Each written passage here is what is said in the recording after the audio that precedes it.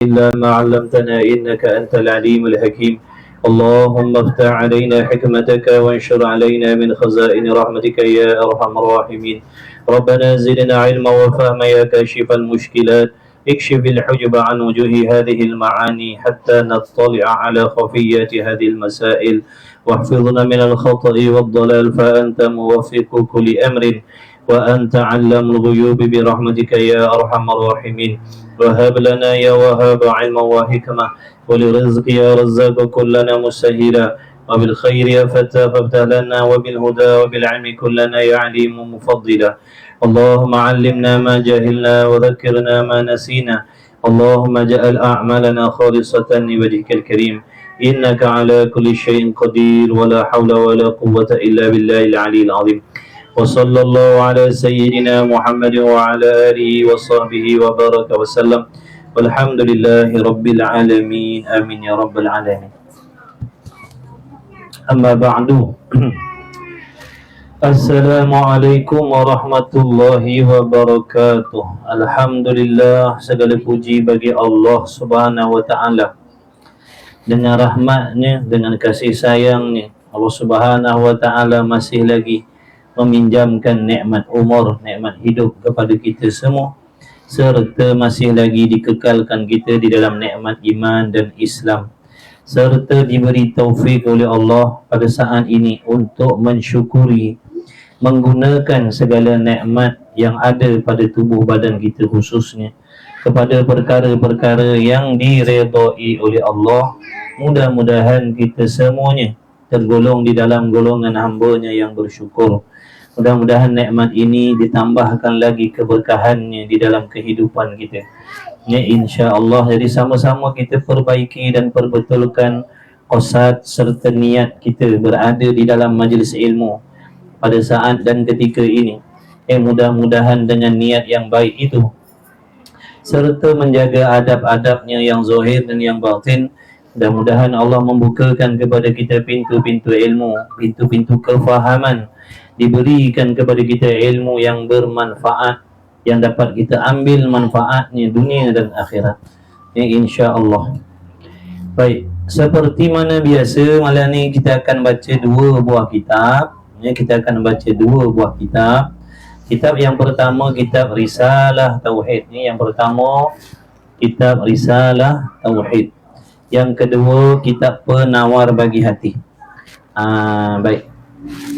Kitab Risalah Tauhid, muka surat 9, edisi Rumi, muka surat 9. Yang ada kitab boleh buka tengok muka surat 9. Sahabat-sahabat yang mengaji secara online, boleh buka kitab muka surat 9. Bismillahirrahmanirrahim. Risalah Tauhid. Qala al-muallifu rahimahullahu ta'ala wa nafa'ana wa iyyakum bi'ulumihi wa bi'ulumi masyayikhina fid daraini, amin ya rabbal alamin. Kata musannif,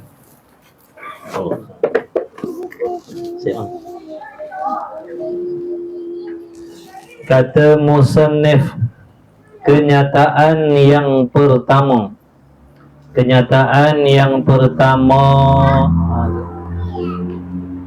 iaitu hukum akal. Ini bab penting ni. Ini bab penting. Dengar baik-baik. Dengar baik-baik, fahamkan baik-baik, fahamkan betul-betul. Kalau patut catat, buat nota. Ngaji sungguh-sungguh kerana Allah.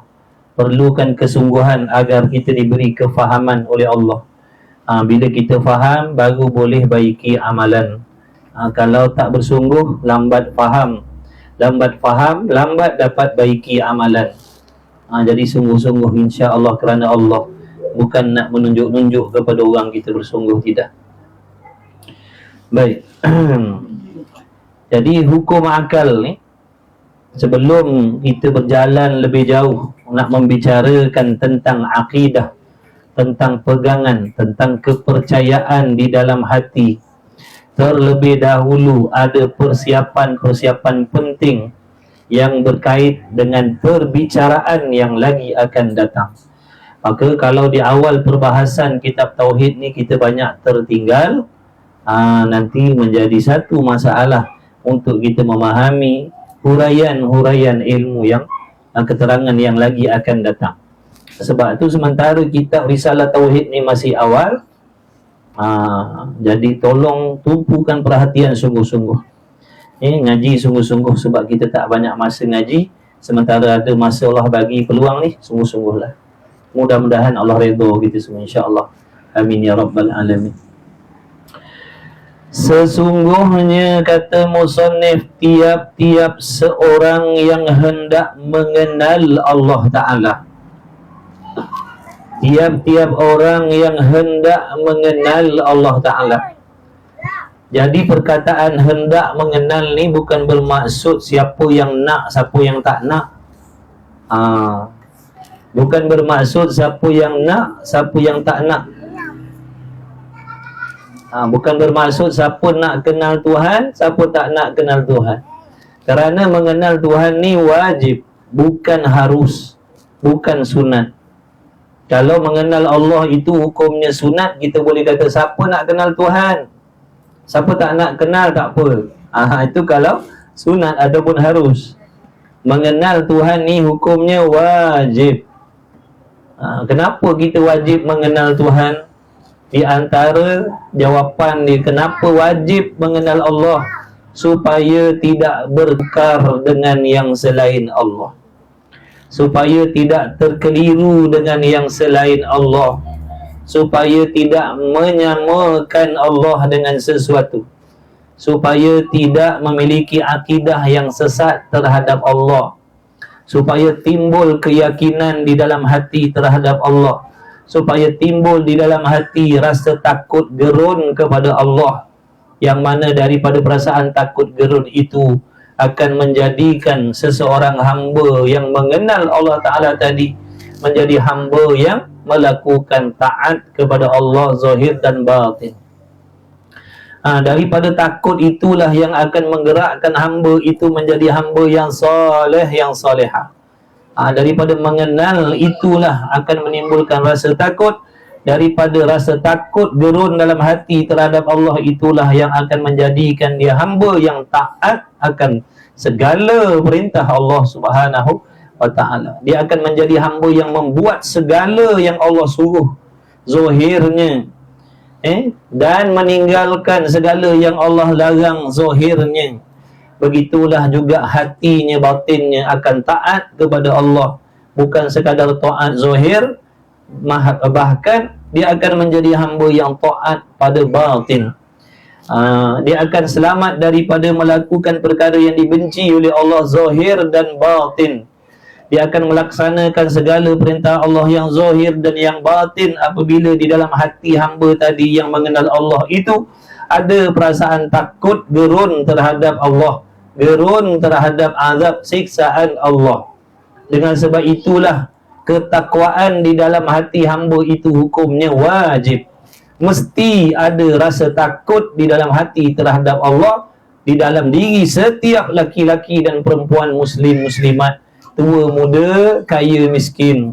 Meskipun dia raja, meskipun dia menteri, meskipun Tan Sri, Datuk Datin, orang kenamaan, orang kampung, ahli perniagaan, jutawan, artis, ahli sukan dan sebagainya. Wajiblah di dalam diri kita ni ada perasaan takut kepada Allah Subhanahu wa Ta'ala, supaya menjadikan kita hamba yang taat, patuh, setia pada Allah zahir dan batin. Supaya kita terselamat daripada azab siksaan Allah. Kerana mana-mana hamba yang tidak ada di dalam hatinya rasa takut, rasa gerun terhadap Allah, nescaya akan menjadikan dirinya hamba yang leka, yang cuai dengan perintah Allah. Kita akan menjadi hamba yang tidak memperdulikan suruhan Allah. Kita akan menjadi hamba yang tidak memperdulikan akhirat, tidak memperdulikan ibadat. Malah kita akan menjadi hamba yang mengutamakan kehidupan dunia lebih daripada keduniaan, daripada kehidupan akhirat. Kalau kita tidak ada perasaan takut di dalam hati, kita tak akan buat persiapan nak bertemu Allah. Kalau hamba itu takut kepada Allah, dalam hatinya ada takut kepada Allah, sama ada dia laki-laki ataupun perempuan, dia akan menjadi hamba yang bersungguh-sungguh menjaga amalannya, menjaga dirinya, berusaha bersungguh-sungguh mencari bekalan sebanyak-banyaknya dan menjauhkan dirinya daripada benda-benda yang merosakkan amal ibadahnya. Itulah sebab penting mengenal Allah, yang mana daripada mengenal itu akan menimbulkan perasaan takut gerun di dalam hati. Baik, jadi bagi mereka yang nak mengenal Allah Ta'ala dan mengetahui sifat-sifatnya Allah, maka wajiblah kita kena faham perkataan wajib ni. Ramai lagi di kalangan kita yang masih tak faham perkataan wajib ni. Dengan makna ramai lagi di antara kita yang memilih-milih buat perkara wajib. Sedangkan perkara wajib itu bukan perkara yang boleh dipilih. Ingat tu, perkara yang wajib bukan boleh dipilih. Bahkan perkara wajib ini adalah paksaan daripada Allah. Barang siapa yang meninggalkan perkara yang diwajibkan oleh Allah, maka kita termasuk dalam golongan orang-orang yang dijanjikan azab siksaan. Sebab itu wajib-wajib ni bukan pilihan. Semua kena tahu, semua kena buat. Bila sebut wajib, dia ada dua jenis. Satunya Allah perintahkan ke atas diri kita, wajib melakukan. Yang kedua, wajib mengetahui. Dua-dua tu kena buat. Yang kena buat wajib buat, yang kena tahu wajib tahu. Bila kita tak faham, contohnya bila kita tak faham erti wajib ni, kita akan dulukan wajib yang dalam bentuk perbuatan, sembahyang, puasa, zakat, haji, umrah, tutup aurat. Tapi wajib mengetahui, iaitu menuntut ilmu, kita abaikan, kita tinggalkan, kita biarkan. Inilah menunjukkan kita tak faham erti wajib. Wajib ni bukan pilihan, kena buat, kena tahu. Maka hendaklah bagi yang mengenal Allah, yang nak mengenal Allah dan mengetahui sifat-sifatnya Allah, maka wajiblah terlebih dahulu, wajiblah dahulu, sebelum nak mengenal Allah Ta'ala, sebelum nak memahami sifat-sifat Allah Ta'ala, nombor satu terlebih dahulu, ia mengetahui akan hukum akal dan bahagiannya. Mesti kena tahu hukum akal dulu. Mesti. Ini ulama tauhid, ulama akidah dah pesan dah kepada kita ni. Macam mana nak mengenal Tuhan, macam mana nak memahami tentang sifat-sifat Tuhan. Nombor satu, kerja kita kena faham betul-betul hukum akli ni. Hukum akal ni kena belajar dulu. Pada adatnya kalau tak belajar hukum akal ni, kita tak boleh nak memahami sifat Tuhan tu. Pada adatnya, kalau kita tak tahu, kalau kita tak ambil tahu, kalau kita tak nak mengaji, tak nak ambil peduli, tak nak ambil berat, tak nak ambil pusing, tak nak belajar tentang hukum akal ni, pada adatnya kita takkan faham sifat Tuhan tu. Bila kita tak faham sifat Tuhan, macam mana kita nak i'tiqad dalam hati? Kalau kita tak faham sifat Allah, apa yang kita pegang dalam hati kita? Apa yang kita pegang, apa yang kita faham dalam hati kita, kalau kita tak tahu hukum akal ni? Kerana kata ulama, kita takkan boleh mengenal Allah, takkan boleh faham sifat-sifat Allah dengan betul, kecuali nombor satu, mesti faham hukum akal terlebih dahulu. Tak boleh nak lompat kelas, tak boleh.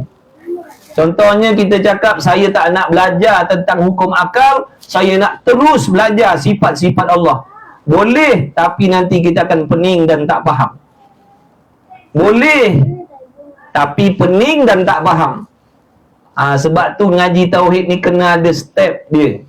Bukan boleh main-main terjah macam tu ikut suka hati. Dia ada cara mengaji ni. Salah cara belajar ilmu tauhid ni takkan kesampaian. Dengar baik-baik. Dah tu ilmu ni pula wajib, tak boleh tinggal. Kalau tinggalkan ilmu ni sebelum kita faham, dosa. Bab tu ngaji sungguh-sungguh. Bersungguh pun kena betul caranya. Kalau bersungguh dengan tak betul caranya pun nanti sia-sia je. Kata pengarang kitab Ta'lil Muta'allim, dia kata ramai orang bersungguh-sungguh mengaji, tapi ramai yang tak sampai maksud mengaji. Ramai yang bersungguh mengaji tapi tak sampai maksud mengaji. Dia tak dapat faedah daripada apa yang dia mengaji tu. Kenapa? Kerana salah jalan mengaji. Mengaji dah, bersungguh dah, istiqamah, tapi salah jalan. Itu yang kita tak nak tu. Buang masa. Kita masa dah tak banyak. Jadi bila Allah Ta'ala pilih kita jadi orang belajar agama, tak tahu lagi berapa lagi saki baki umur kita yang tinggal ni, maka kena pastikan cara kita belajar tu cara yang betul. Kalau tak nanti 2 kali 5 je. Sebelum kita mengaji dan dah mengaji 2 kali 5 je. Bila cara mengajinya salah, jadi penat, buang masa. Maka belajar betul-betul. Belajar betul-betul. Jangan sombong, jangan belagak pandai. Jangan belagak aku dah pandai, aku dah tahu, aku dah kenal Tuhan, aku dah faham. Jangan. Kecuali memang betul dia dah sungguh-sungguh ngaji. Tu lain lah. Jadi bagi kita ni orang awam ramai-ramai ni, kalau tak pernah mengaji, janganlah nak ada sifat takabur dalam hati kita, berasa dah pandai, berasa dah kenal Tuhan, berasa dah faham tentang akidah. Jangan. Buang sombong tu. Imam Ghazali kata selagi ada sifat sombong dalam hati kita, kita takkan memperolehi benda yang sebenar. Kalau kita berasa kita pandai dah padahal tak pernah mengaji pun akidah, jaga-jaga, kita takkan memiliki akidah yang betul selama-lamanya. Sebab tu kena buang ego kita. Siapa kita kena buang, letak tepi. Pangkat kita, jawatan kita, gaji kita, pendapatan kita macam mana punya hebat, punya besar, punya dahsyat atas dunia ni, tapi dalam bab ilmu agama kita tak ada, kita kena rendahkan diri. Kena mengaku kita ni tak pandai belajar, memang tak pernah mengaji. Jangan berasa kita ni dah pandai padahal kita tak pernah lagi belajar. Jangan, nanti menyesal kita. Menyesal kita ni. Allah nak tolong tunjukkan jalan. Allah Ta'ala nak bagi spotlight, nak suluh perjalanan ibadat ni supaya kita beribadat dengan betul, dengan selamat dan sampai kepada syurga Allah. Tiba-tiba kita tak nak disuluh oleh Allah dengan cahaya ilmu. Alangkah sombongnya kita. Alangkah sombongnya kita. Menuntut ilmu ni suluhan daripada Allah. Inilah yang kita minta dalam solat tu, ihdinas siratal mustaqim, pimpinlah kami jalan yang lurus. Maka Allah nak bagi bimbingan dengan makna Allah Ta'ala ambil kita, kutip kita, pilih kita, sejahat apa pun kita Allah letakkan dalam majlis ilmu, kerana Allah kabulkan doa-doa kita dalam sembahyang. Allah nak bagi petunjuk kepada kita. Maka janganlah sombong. Bila Allah nak tolong tunjukkan jalan yang selamat balik akhirat, jangan palingkan muka, jangan sombong. Sambutlah, terimalah pelawaan Allah Ta'ala tu. Terimalah. Jangan sombong. Nanti takut-takut Allah muak dengan kita. Takut-takut nanti Allah muak dengan kita, Allah jemu dah dengan kita, Allah bosan dah dengan kita, Allah sumbat telinga kita. Allah sumbat telinga kita, takkan kita akan dengar lagi dah ajakan menuntut ilmu. Tidak, mustahil. Jangan main-main. Jangan main-main. Allah Ta'ala Maha Kuasa memberi petunjuk kepada siapa yang dia nak. Allah Ta'ala Maha menyesatkan siapa yang dia nak. Sebab tu dalam solat tu kita kata ghairil maghdubi alaihim. Jangan kau lorongkan aku ya Allah, jangan kau bimbing aku, jangan kau lorongkan aku kepada jalan-jalan yang orang-orang yang kau sesatkan. Jangan ya Allah. Sebab benda tu atas kekuasaan Allah. Allah nak bimbing kita di sisi pada jalan pada Nabi Rasul pun boleh. Allah Ta'ala nak halakan, nak sesatkan kita di mengikut jalan-jalan orang kafir Yahudi Nasrani pun boleh. Sebab tu bila Allah pilih, bila sampai saja dekat telinga kita ni nasihat-nasihat agama, ajakan belajar, ingat itu daripada Allah. Itu menunjukkan kita masih lagi dipandang oleh Allah dengan pandangan rahmatnya. Jadi jangan sombong.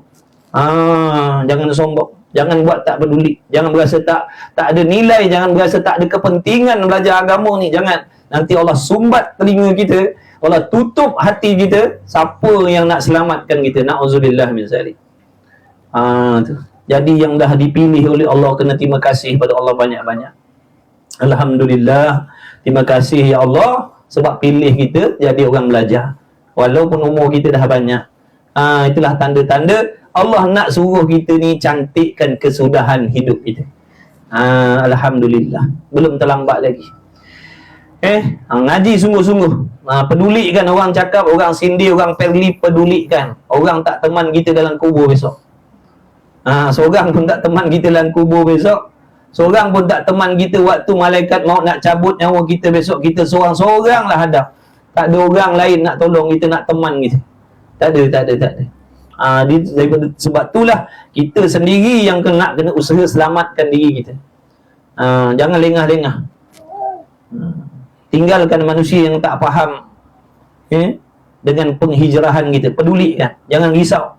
Celaan mereka, sindiran mereka tak memberi mudarat pada kita. Jangan risau. Baik. Maka wajiblah terlebih dahulu ia mukallaf tadi, ataupun hamba yang nak mengenal Allah dan mengetahui akan sifat-sifatnya, mengetahui hukum akal dan bahagian hukum akal. Orang tanya hukum akal, apa hukum akal? Ni nak belajar lah ni. Janganlah lari. Hukum akal tak pernah dengar pun. Hukum akal ni Allah nak bagi tahulah ni. Cuma asbabnya melalui saya. Hakikatnya Allah lah yang nak memberi faham pada kita. Sebelum ni tak pernah dengar. Sebelum ni tak pernah tahu. Jangan pandang saya. Pandang ini semua rahmat petunjuk daripada Allah. Cuma melalui asbab saja. Asbab aja guru, asbab aja ustaz, asbab aja khatib, asbab aja ustazah. Hakikatnya Allah yang nak tolong tunjukkan kita. Kerana tu. Sebab apa nak kena tahu hukum adat, hukum akal ni dan bahagiannya? Kerana ia hukum akal ni jadi neraca bagi hendak menghukumkan sifat-sifat Tuhan yang diperintahkan mengenal itu. Sebab hukum akal ni ada 3 tu secara asasnya: wajib, sunnah, wajib, mustahil, harus. 3 hukum akal ni adalah merupakan alat penimbang untuk kita meletakkan sesuatu hukum itu ataupun sifat-sifat tu pada Tuhan. Yang wajib kita kena kenal tu. Terlebih dahulu kena faham hukum akal. Sebab hukum akal ni alat untuk menghukum, maknanya menentukan sesuatu sifat itu layak ataupun tidak layak pada Allah. Kalau hukum akal ni kita tak faham, takut-takut nanti benda yang tak layak pada Allah, kita kata layak pada Allah. Contohnya ada sekarang ni, ada banyak dah sekarang ni pahaman-pahaman yang mana mengajak manusia supaya apa? Supaya mengatakan Allah Ta'ala itu seperti makhluk. Perbuatannya seperti makhluk, sifatnya seperti makhluk, zatnya seperti makhluk. Akal mereka boleh terima benda tu. Akalnya boleh membenarkan. Ini yang kita takut. Sebab tak memahami hukum akal, sehingga akalnya boleh menerima, akalnya boleh mengatakan layak bagi Allah Ta'ala itu serupa dengan makhluk. Bertempat contohnya. Akalnya boleh terima yang Tuhan tu bertempat. Akalnya boleh terima. Ini yang kita takut ni, pahaman-pahaman macam ni. Orang awam macam kita ni banyak terikut dah sekarang. Orang kata Tuhan duduk atas langit, dia percaya. Orang kata Tuhan duduk langit pertama, dia percaya. Orang kata Tuhan turun naik langit, dia percaya. Akalnya boleh terima benda macam tu. Na'udzubillah min zalik. Kenapa tu? Sebab tak pandai hukum akal. Sebab tak reti hukum akal, sebab tu jadi macam tu. Sebab tak reti, tak nak belajar hukum akal ni. Sebab tu akalnya rosak. Alat penimbang tadi tu tak ada pada diri dia alat nak menimbang sesuatu, sifat tu layak ataupun tidak, patut ataupun tidak, tak ada pada dia. Sebab tu benda yang tak layak pada Allah pun akalnya boleh terima juga. Na'udzubillah min zalik. Ngaji hukum akal ni betul-betul. Ngaji hukum akal ni betul. Ajak kawan-kawan kita belajar. Ajak kawan-kawan kita belajar, biar sama-sama Allah jaga akidah. Biar sama-sama selamat akidah, betul pegangan dalam hati. Jangan lepaskan diri sendiri, jangan pentingkan diri sendiri. Ajak kawan-kawan kita belajar, jangan malu, jangan segan. Nak promosi benda-benda baik. Orang promosi benda maksiat tak sikit pun tak ada malu. Kita nak ajak kawan-kawan kita dekat dengan Allah. Kenapa kita nak malu? Kita ajak tetap ada pahala dan kebajikan untuk diri kita. Kawan-kawan nak ikut tak nak ikut, itu tak ada masalah. Kena ingat, usaha kita tak boleh memberi bekas. Tapi setiap usaha kita itu diberi pahala oleh Allah kalau ikhlas kita buat. Jangan berhenti dakwah. Jangan berhenti dakwah. Ajak kawan-kawan kita mengaji. Semaksiat apa pun dia, tolak tepi. Semaksiat apa pun mereka, tolak tepi. Jangan pandang dosa maksiat ni. Ajak dia belajar agama. InsyaAllah dalam pengajian tu nanti, dalam majlis ilmu tu, dia akan mendapat rahmat dan petunjuk daripada Allah. Jangan kita pilih-pilih kawan yang baik-baik, kita ajak mengaji.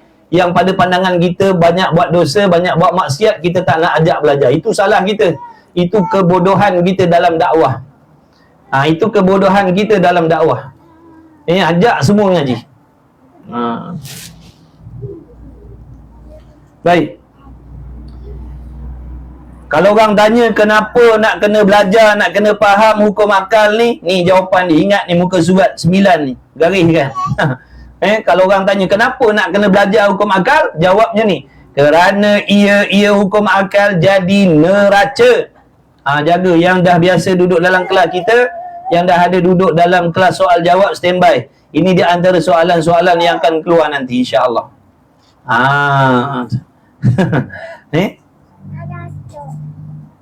Baik.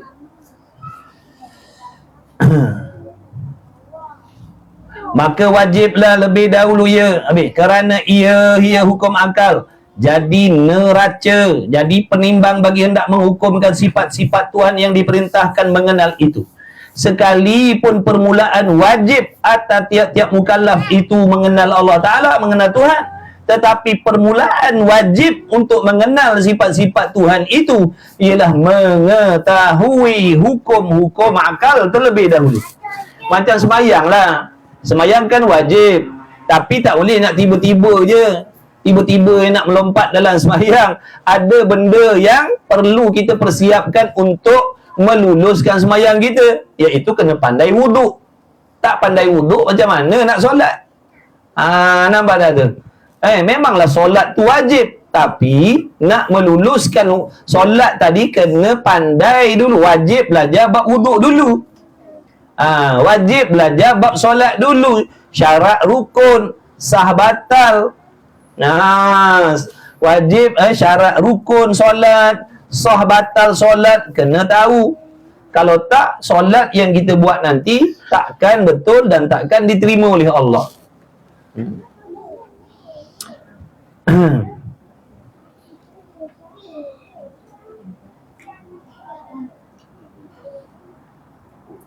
Sekalipun pengertian hukum akal. Jadi permulaan wajib untuk mengenal sifat-sifat Tuhan tu, kena tahu dulu hukum akal. Nombor 1. Nombor 1, nak mengenal Tuhan, kena faham hukum akal dulu. Ingat tu. Nombor 1, sebelum kenal Tuhan, kena kenal dan fahamkan dulu hukum akal terlebih dahulu. Tak boleh lompat kelas. Tak boleh lompat mata pelajaran. Tak boleh nak lompat mata pelajaran. Contohnya kitab ni ada berapa muka surat? Ni muka surat 8, 9, 10 kita nak langkau, nak terus pergi muka surat yang keberapa, terus membicarakan tentang wajib, mustahil, harus, sifat tu. Oh, tak boleh. Dia takkan faham nanti. Dia akan tercengang-cengang nanti, tak tahu cerita. Ni apa cerita ni? Tu. Itu yang bila kita ngaji tauhid ni.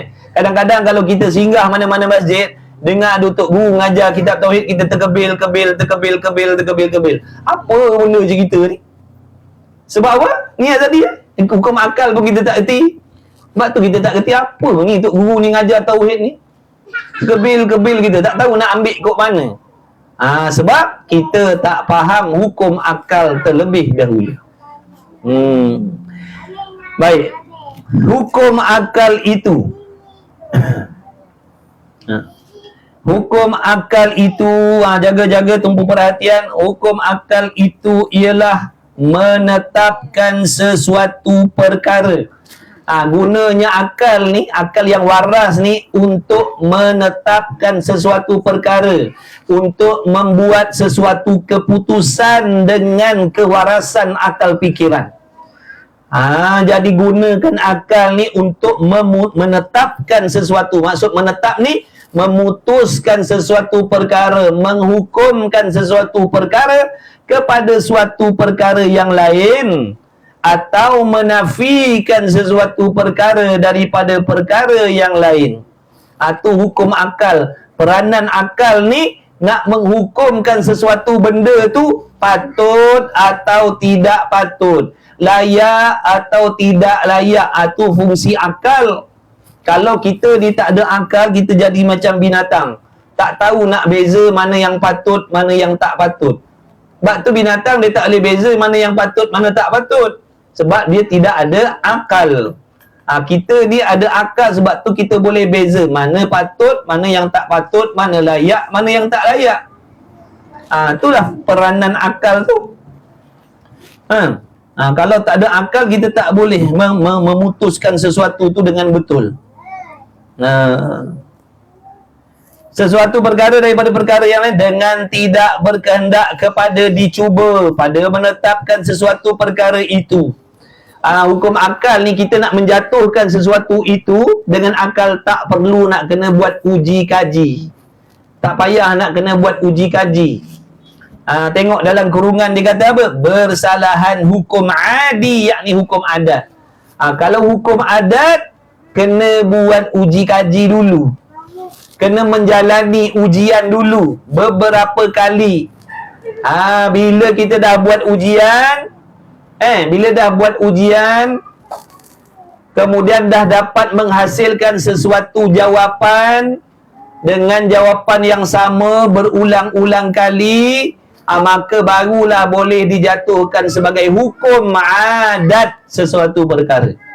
Kita nak menghukumkan sesuatu benda tu adat, kita nak menghukumkan sesuatu itu adalah menjadi kebiasaan, kena melalui uji kaji dulu, kena lalui ujian dulu beberapa kali, tengok macam mana.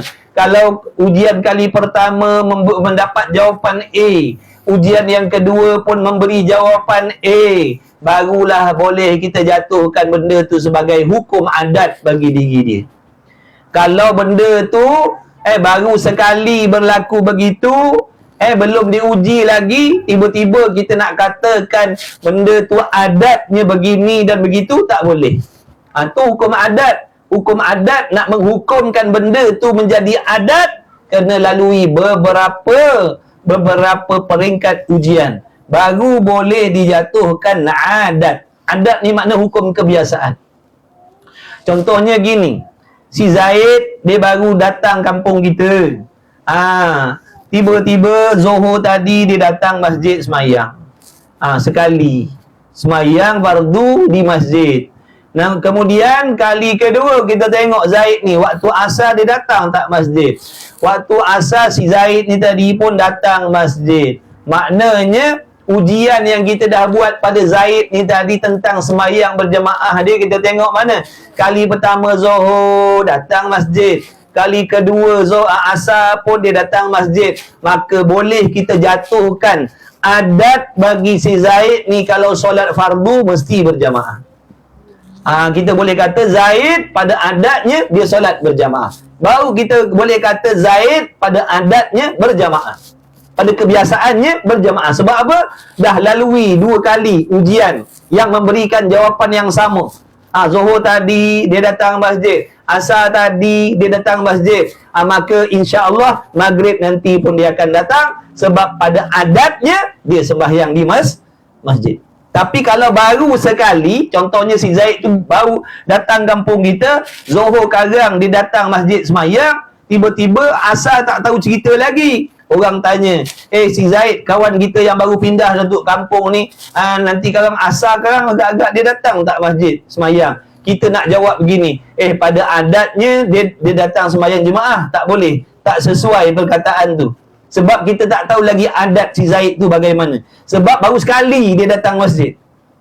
Jadi hukum adat ni nak menjatuhkan sesuatu perkara itu sebagai adat, paling kurang 2 kali benda tu berlaku dan berulang-ulang menjadi memberi jawapan yang sama. Ingat tu.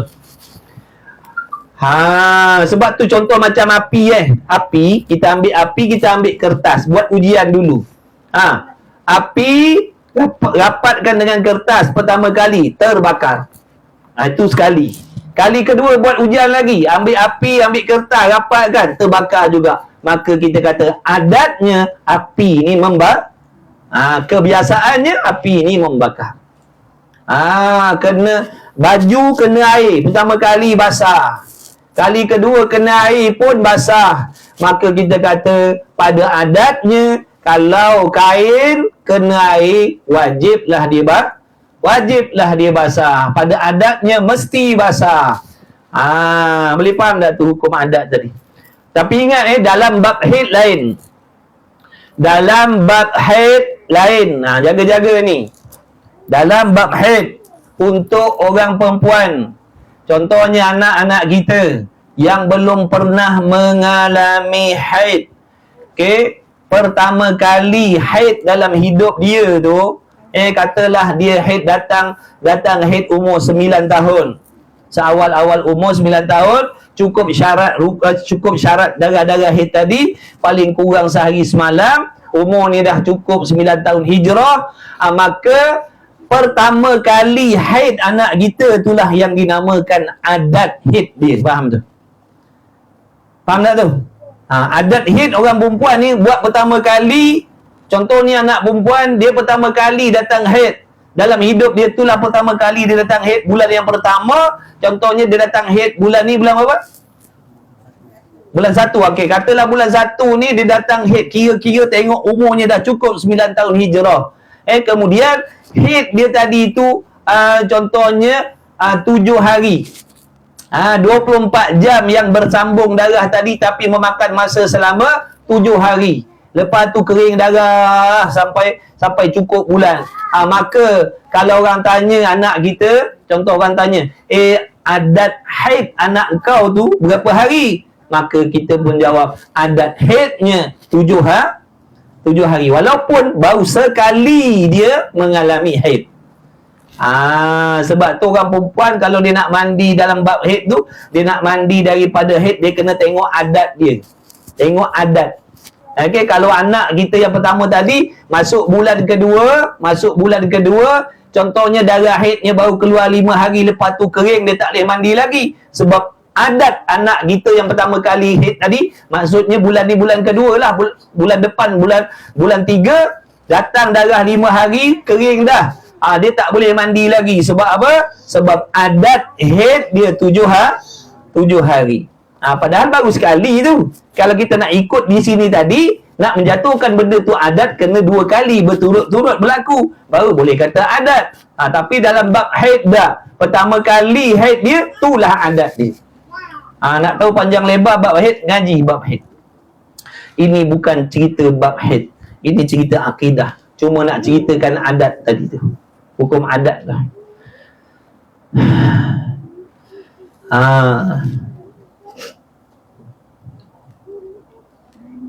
Baik.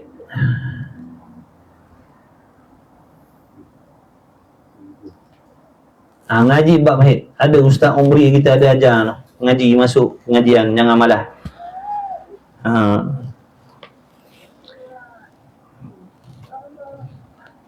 Dan tidak tergantung kepada sesuatu perbuatan yang diperbuat oleh mukallaf. Cerita hukum adat ni, cerita hukum akal ni, dia tak ada hubung kait dengan uji kaji, dia tak ada hubung kait dengan apa? Dengan perbuatan kita. Tak ada hubung kait dengan perbuatan kita. Yang ada hubung kait dengan perbuatan kita tu namanya hukum syarak nama dia. Yang ada hubung kait dengan perbuatan kita, dosa pahala, itu hukum syarak. Sunat, wajib, makruh, haram, harus, tu hukum syarak. Hukum akal ni benda lain. Nak memahami sifat-sifat Allah yang layak, yang tak layak dengan Allah, kena pakai, kena fahamkan dulu betul-betul hukum akal. Sebab orang tak faham lah tu. Dia boleh, akalnya boleh terima katanya Tuhan bertangan, Tuhan bermuka, Tuhan berkaki, Tuhan ada tempat. Ni sebab akalnya tak ada, tak faham hukum akal. Dia tak belajar hukum akal. Sebab tu akalnya boleh menerima benda yang tak patut pada Allah pun akalnya boleh terima. Na'udzubillah min zalik.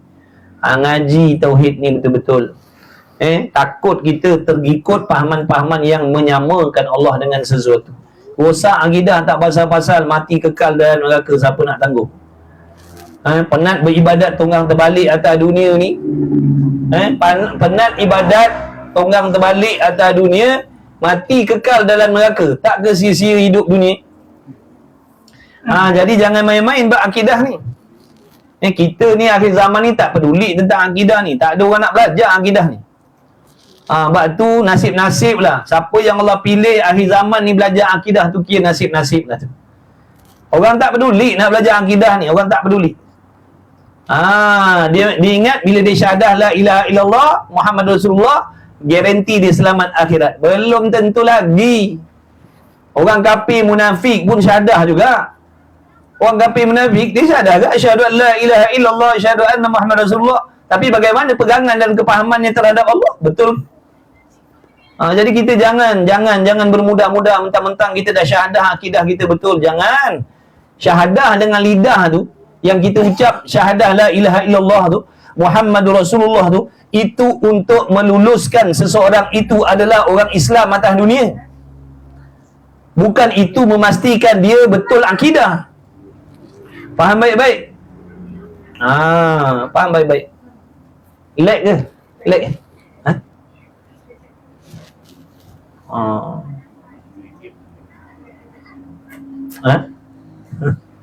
Okey tak? Lag tak? Tak pun.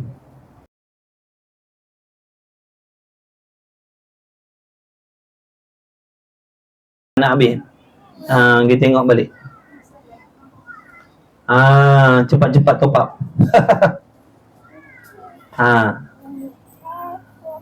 Okey.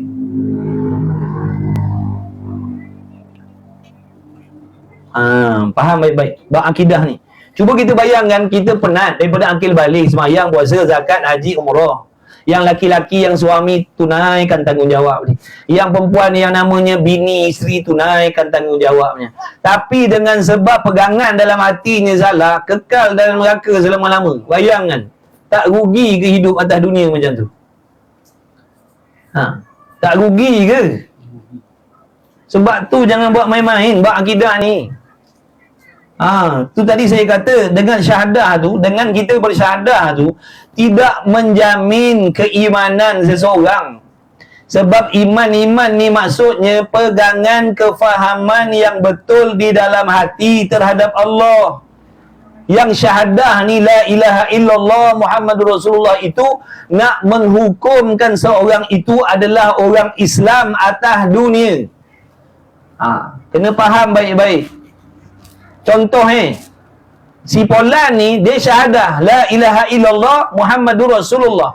Tapi dalam hati dia, yang dia faham, yang dia pegang, Tuhan itu contohnya ada warna putih. Contoh, sebagai contoh, Tuhan tu cahaya dia putih.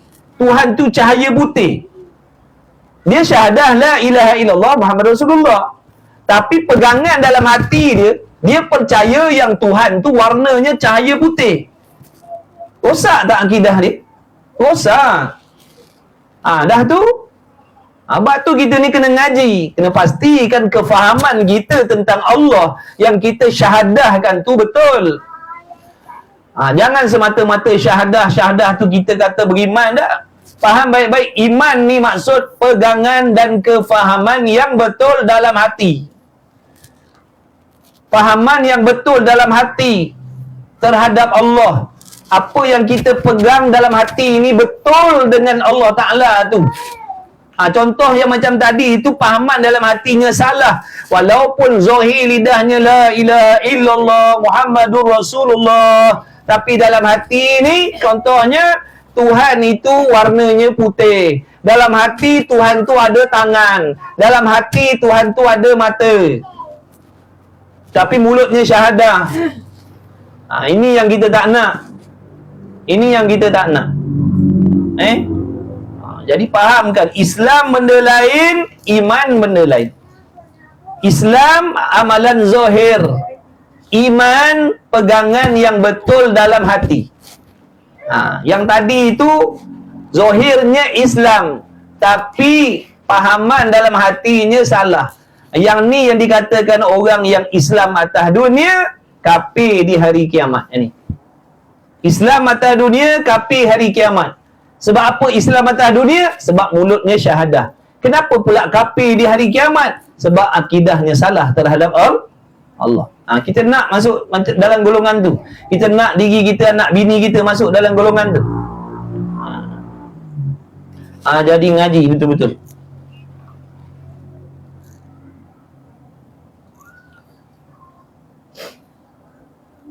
Semata-mata syahadah la ilaha illallah, la ilaha illallah, tauhid tak nak ngaji. Ada satu golongan. Ada satu golongan dengan semayang 5 waktu ni takkan membetulkan akidah kita. Dengan kita semayang 5 waktu, jaga semayang 5 waktu, akidah kita takkan betul.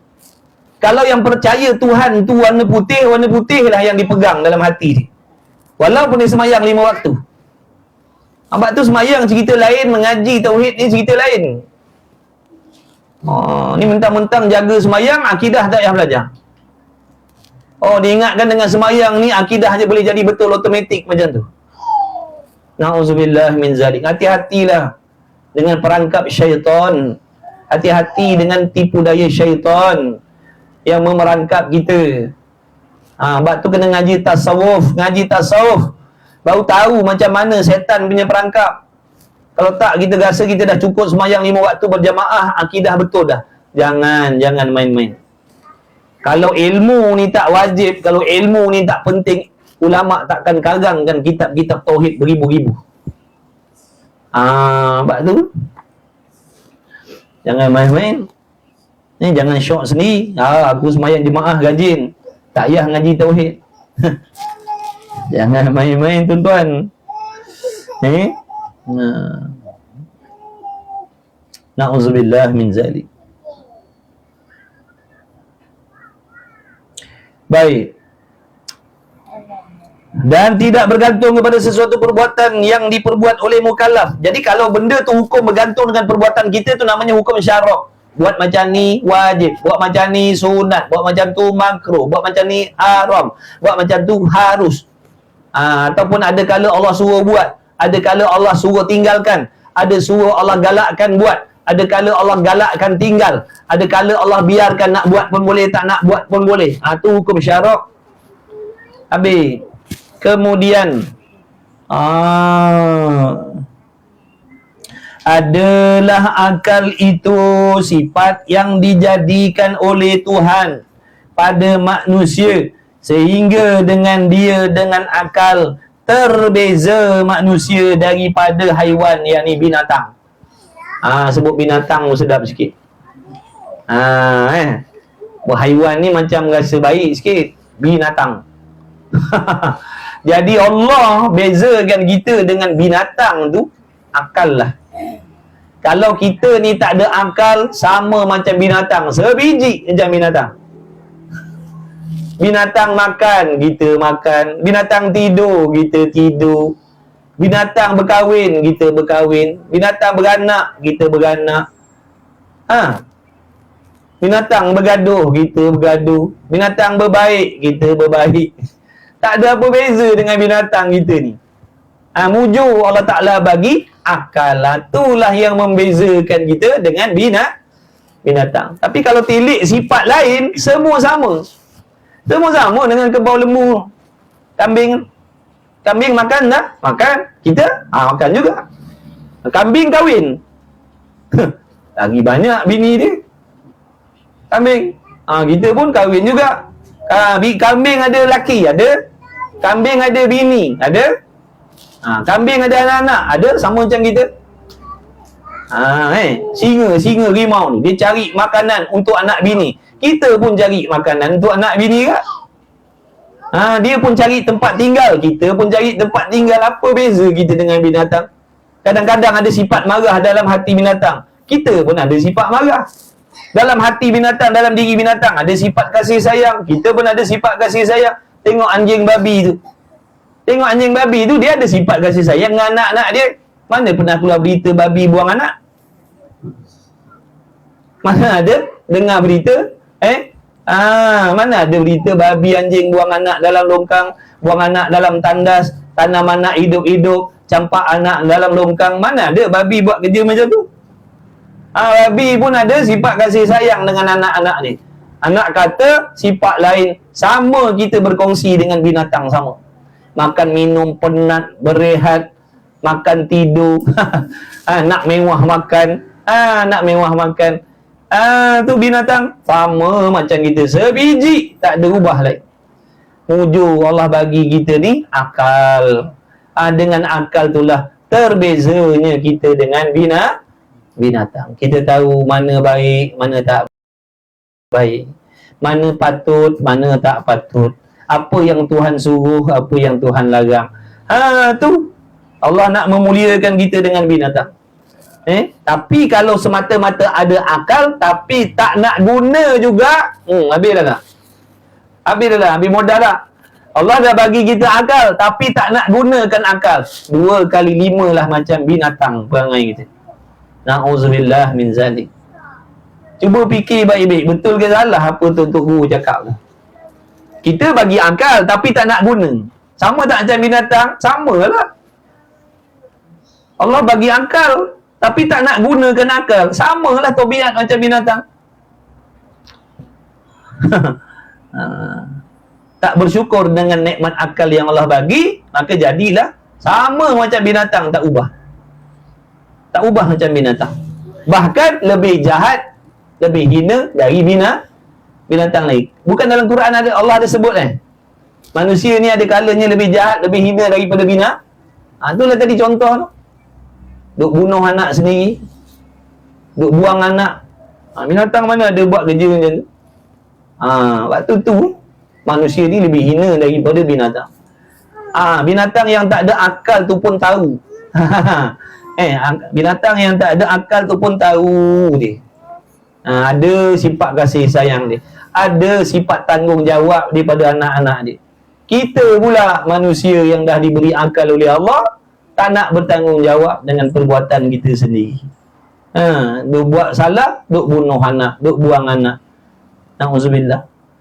Taubatlah kepada Allah. Ada jalan keluar kan? Sebab itulah suruh belajar, suruh ngaji. Bila kita tak nak belajar, tak nak mengaji, maka diri kita ni akan diarah-arahkan oleh syaitan dan nafsu, dan akan membelakangkan akal kita. Jadi akal ni, kata musannif, adalah satu sifat yang dijadikan oleh Tuhan pada manusia, sehingga dengan dia akal ni terbeza manusia daripada haiwan, daripada binatang. Maka dengan dialah, dengan akal tadi boleh menerima ilmu yang bangsa nazariyah. Ilmu yang bangsa nazariyah. Dengan akal ni kita boleh belajar ilmu-ilmu yang jenis fikir. Ni nak ngaji tauhid ni dengan ada akal, boleh faham. Kalau kita tak ada akal, ngaji tauhid tak boleh faham. Nak belajar kira-kira pun tak boleh kalau tidak diberi akal. Sebab contoh macam kira-kira, ilmu tauhid, ni ilmu yang bangsa nazariyah. Nak kena fikir. Nak kena fikir. Nak kena fikir.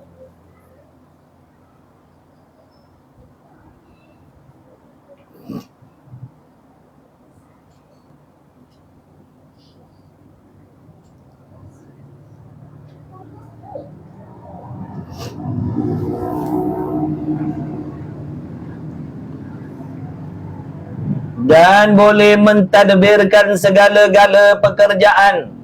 Kita boleh uruskan macam-macam pekerjaan, urusan rumah tangga, urusan pejabat, urusan pemerintahan, urusan pentadbiran, macam-macam boleh kita uruskan dengan sebab adanya akal fikiran tadi itu. Dengan sebab adanya akal fikiran, Allah Ta'ala jadikan akal pada kita ni, kita boleh tadbir macam-macam perkara, macam-macam pekerjaan dengan fikiran yang halus-halus. Boleh fikir benda halus-halus. Dan yang sulit-sulit tu, belajar apa, komputer lah, internet lah, macam-macam lah. Lepas hari-hari selang seminggu keluar lagi teknologi yang lebih hebat daripada minggu lepas. Kita mati-matilah kumpul duit nak beli handphone yang canggih lah kononnya. Baru 50 sen dalam tabung dah keluar handphone yang lagi mahal daripada tu. Mana datang tu? Mana datang ilmu tu? Yang boleh buat benda semakin canggih, semakin canggih, semakin canggih tu. Mana datangnya? Asbab akal yang diberi oleh Allah. Kita kata, canggihnya handphone ni. Nak beli ya. Berapa harga? 3,000. Itu pun kumpul lah. Dapatlah 5-6 ringgit. Tengok dalam tabung. Dah keluar iklan handphone yang baru pula dah. Nampak dah tu. Itu semua akal lah tu. Asbab dia. Siapa bagi akal tadi? Allah. Kalau Allah tak bagi akal, boleh nak buat kerja sulit-sulit macam tu? Nak fikir teknologi yang sulit-sulit macam tu? Taknya boleh. Taknya boleh. Jangan haraplah ada handphone ni kalau Allah tak bagi akal. Dan daripadanya tempat mana? Dan daripadanya akal tadi tempat terbit dan terpancarnya berbagai-bagai manfaat. Dengan sebab akal inilah timbul macam-macam manfaat, kegunaan, faedah-faedah. Ni kita boleh ambil faedah macam-macam ni. Kayu lah, besi lah, kipas lah, handphone lah. Ini asbab akal lah ni. Asbab akal lah ni. Sebab tu dengan akal tadi kita boleh dapat macam-macam faedah. Buat rumah, buat bangunan, buat kenderaan, buat telefon, buat pakaian, macam-macam lagi. Binatang dia tak ada akal, sebab tu dia tak ada pakaian. Dia tak pandai jahit baju, dia tak pandai buat kain. Binatang dia tak ada akal. Tapi manusia ada akal. Nampak tak? Dengan asbab akal tadi dapat faedah kita. Macam-macam faedah kita boleh dapat dengan asbab akal yang diberi oleh Allah. Pun kita tak tersyukur dengan nikmat akal yang Allah beri. Dan kebahagiaan bagi manusia. Tetapi, jaga, ada tapi ni, ada tapi, jaga tapi ni. Meskipun akal tadi katanya adalah suatu benda yang menjadi asbab kita boleh mendapat benda yang macam-macam faedah, kita boleh dapat, boleh faham benda yang sulit-sulit, boleh belajar benda yang seni-seni, yang halus-halus. Tetapi kiranya akal itu bersendirian. Kalau semata-mata akal, makna semata-mata waras, tidak akan dapat akal yang sejahtera. Akal kita ni takkan jadi akal yang sejahtera kalau semata-mata akal waras dan akal sihat, melainkan berpandu kepada undang-undang syarak. Bila akal kita ni dipantau, dijaga oleh hukum hakam Allah, barulah akan terhasil akal yang cemerlang. Barulah timbul akal yang cerdik, yang baik. Kalau tak, akal kita saling tak tumpah dengan akal orang kafir Yahudi sama. Orang Yahudi bijak. Kalau setakat bijak, sama-sama bijak. Orang kafir pun ramai yang bijak. Sebab tu perbezaan di antara akal kita muslimin, mukminin dengan akal orang bukan Islam, mana akal kita dijaga oleh hukum hakam Allah. Contoh, kita guna akal untuk mencari harta kekayaan. Orang kafir tu, dia cari harta kekayaan guna akal tak? Guna akal. Kita guna akal juga. Tapi akal mereka dalam mencari kekayaan tak peduli halal haram. Dia tak peduli. Tengok macam sekarang ni, scammer ni. Dia tak peduli, dia curi duit orang, dia tak fikir susah orang, dia tak fikir zalim ke orang. Yang dia fikir, dapat apa yang dia nak, kaya. Tu cara akal fikir macam kafir. Walaupun dia Islam. Dia Islam. Banyak je scammer yang telefon kita orang Islam. Banyak je scammer. Sebab tu sekarang ni kalau telefon kita memang malas nak jawab. Tiap hari mesti ada scammer telefon. Sebab tu kita malas nak jawab telefon. Kalau betul ada urusan penting, PM tepi. Baru kita akan telefon ke ni balik. Kalau setakat telefon ni tengok nombor, lepas tu tak ada inbox apa-apa, tak ada lah. Memang kita tak akan ada bagi respon apa-apa. Sebab malas nak layan. Baru ni dia telefon, halo, gini. Melayu. Nampak tak? Pada adatnya Melayu Islam dah. Tapi bila akal ni tak dijaga oleh Allah, nampak tak? Digunakan kebijaksanaan itu buat benda jahat. Jadi sama macam orang kafir perangai. Sama macam orang kafir perangai. Orang kafir dia tak peduli halal haram asalkan kaya.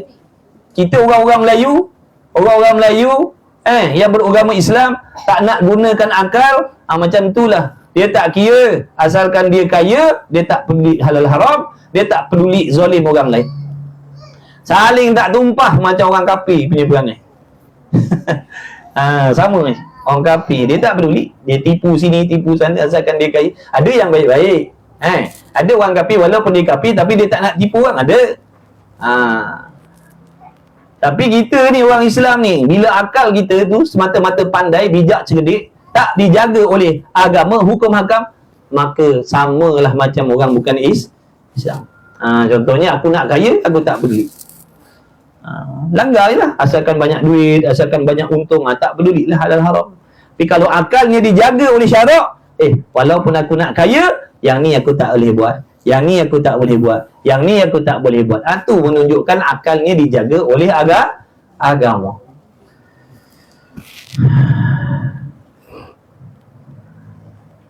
Habis. Demikian tadi.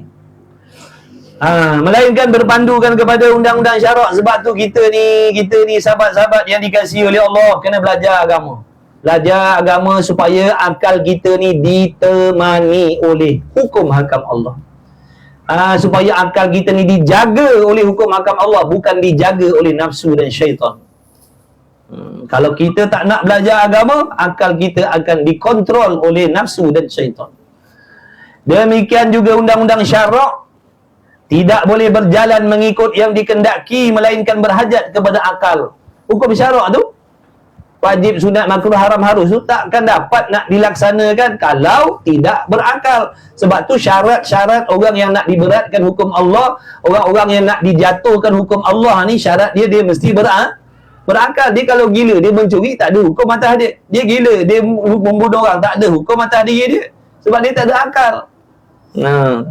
Walhasil, ringkasnya, antara kedua-duanya itu, makna hukum syarak dan akal, berlaziman, makna berhajat dan berhajat antara satu dengan yang lain. Akal berhajat kepada syarak, akal kita ni berhajat kepada syarak, undang-undang Allah, supaya dia jadi terbilang, gemilang, cemerlang, baik, sehat. Dan syarak pula berhajat kepada akal. Syarak tu pula, hukum syarak tu pula berhajat kepada akal untuk dilaksanakan. Kemudian sambungan lagi, adalah hukum akal ini terbahagi kepada 3 bahagi. Pembahagiannya pada kuliah yang akan datang. Akan datang. Banyak dah tu baca. Dah boleh keluarkan makan-makan, senduk-senduk apa benda patut-patut, dah boleh standby. Ha. Satu kitab lagi. Satu kitab lagi, insya-Allah 15 minit. Satu kitab lagi, penawar bagi hati, insya-Allah. Muka surat. Ini 15 minit lagi, bertenang. 15 minit lagi, insya-Allah. Ngaji tak boleh banyak-banyak, nanti cepat alim.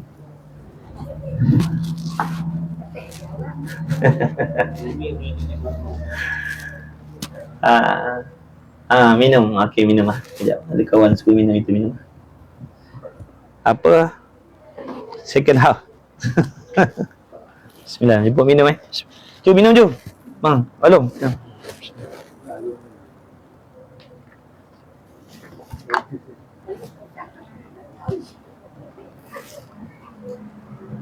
Kasih minum, kasih. Air syirap. No, minum. Ha? Kasih penat tak? Ha? Penat? Penat ke tak penat? Kasih penat tak? Ha? Tak penat? Bagus.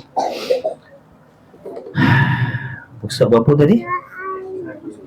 130 130. Okey. Qala Syekhul Musannif rahimahullah ta'ala wa nafa'ana wa iyyakum bi'ulumi wa bi'ulumi masyayikhina fid dharain amin ya rabbal alamin. Tadi ilmu tauhid, ilmu akidah fardu ain wajib belajar. Ni ilmu tasawuf pun wajib belajar. Nak kasih cuci hati kita daripada najis-najis. Nak cuci hati dari najis-najis. Jangan ingat tubuh kita zahir ni aja kena najis, hati kita ni pun lagi banyak najis. Kalau tubuh badan kita ni kena najis mughallazah, najis berat, najis di antara daripada babi dan anjing, ataupun yang beranak di antara keduanya, najis mughallazah, dia boleh kita sucikan dengan sekali basuhan dengan air tanah, 6 kali air mutlak. Tapi najis yang ada dalam hati kita ni, dia takkan bersih. Minum air tanah, dia takkan bersih. Najis dalam hati kita ni, daripada penyakit-penyakit hati ni, dia takkan bersih dengan kita minum sekali air tanah segelas, lepas tu bilah dengan 6 kali air mutlak. Dia takkan suci.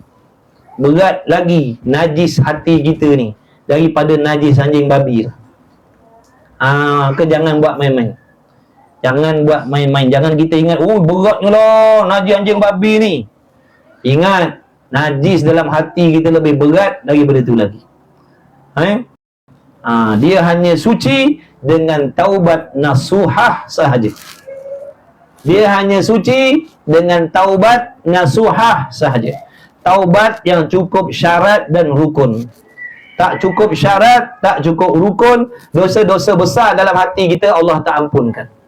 Kalau najis anjing babi tadi, siram sekali air tanah, siram 6 kali air mutlak, beres, boleh bawa semayang dah. Jadi jangan buat main-main dengan dosa hati kita. Dosa hati ni dosa besar, bukan dosa kecil, tuan-tuan. Dosa besar, dosa hati ni dosa besar, bukan dosa kecil. Dosa kecil ni kalau kita solat, dia gugur. Sedekah, dia bersih. Langkah kaki masjid, surau, ziarah, gugur dosa-dosa kecil kita. Tapi kalau dosa besar ni, dia takkan gugur dengan pergi masjid, pergi balik, duduk dalam majlis ilmu, dosa besar takkan gugur. Sedekah subuh Jumaat, dia takkan gugur, melainkan dengan taubat nasuhah. Taubat nasuhah. Bau cuci, kalau tak cuci. Baik, kemudian katanya musannif, bermula kibriya itu yakni sifat sombong, sifat takabur itu meninggi atas yang lain. Meninggi makna sifat sombong ni dia lebih tinggi nak bandingkan sifat-sifat yang lain. Sifat takabur ni dia lebih tinggi lagi nak bandingkan dengan yang lain-lain. Dengan bahawa melihat ia seorang bagi dirinya kemuliaan atas orang yang lain. Maksudnya mudah faham, merasakan diri kita lebih mulia banding orang lain dalam hal-hal kebaikan, dalam hal-hal ketaatan, dalam hal-hal yang baik-baik kita merasa kita lebih daripada orang. Dalam bab ibadat kita rasa kita lebih daripada orang lain. Dalam bab ilmu kita rasa ilmu kita lebih daripada orang lain. Dalam bab belajar agama kita lah rasa kita pelajar yang paling hebat daripada pelajar-pelajar yang lain. Dalam bab menuntut ilmu kita merasakan diri kita lah, akulah penuntut ilmu yang paling istiqamah sekali. Akulah penuntut ilmu yang paling faham sekali. Akulah penuntut ilmu yang paling rajin sekali. Itu namanya takabbur, sombong namanya. Faham baik-baik definisi penyakit-penyakit hati ni kita kena faham supaya kita boleh intai cari dalam hati kita ada ke tidak perasaan macam tu. Ada ke tidak perasaan macam tu? Merasa lebih daripada orang lain, merasa lebih daripada orang depan belakang kiri kanan kita dalam hal-hal kebaikan. Dalam hal kebaikan. Contohnya sekarang ni ada 169, campur yang dekat sini adalah dalam 170, 180 orang. Dalam 180 orang ni kita merasakan kita lah yang lebih mengajinya daripada yang lain-lain. Itu namanya takabbur, penyakit sombong dalam hati.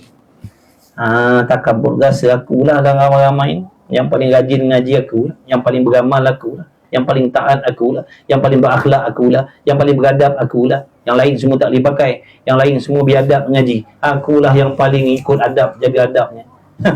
Habislah sia-sia. Sia-sia je lah.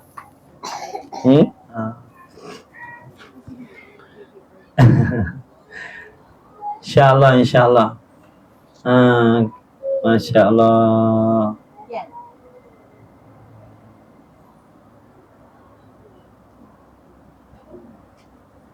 Okey. Lagi. Cu, hari ni apa jamuan? Nak tanya dulu. Kalau biasa-biasa lambat juga. Oh, rahsia. Rahsia kena macam biasalah. Ni Alung ada, Alung balik mesti special. Orang jarang-jarang balik mesti. Itik ni sebenarnya.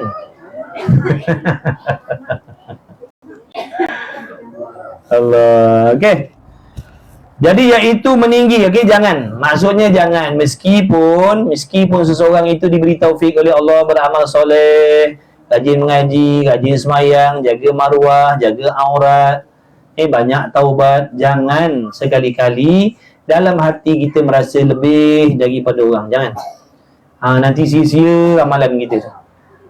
Sia-sia amalan kita, amal soleh kita tu jadi sia-sia. Allah tak bagi kebajikan. Allah tolak, Allah tak terima setiap amalan yang kita buat seandainya dalam hati kita ada takabur, merasakan diri lebih daripada orang lain. Jangan. Kena jaga. Kena pandai cara nak merawat hati kita, kena pandai cara nak menyelamatkan hati kita daripada terikut termakan pujuk rayu syaitan yang membisik-bisikkan takabur dalam hati. Kena belajar. Dan azamah itu, keadaan suatu pada dirinya mulia, lagi sempurna, lagi terkaya. Maka yang pertama lebih tinggi daripada yang kedua. Maknanya takabur ni dia lebih tinggi daripada azamah lagi. Azamah ni maknanya diri dia ada kelebihan.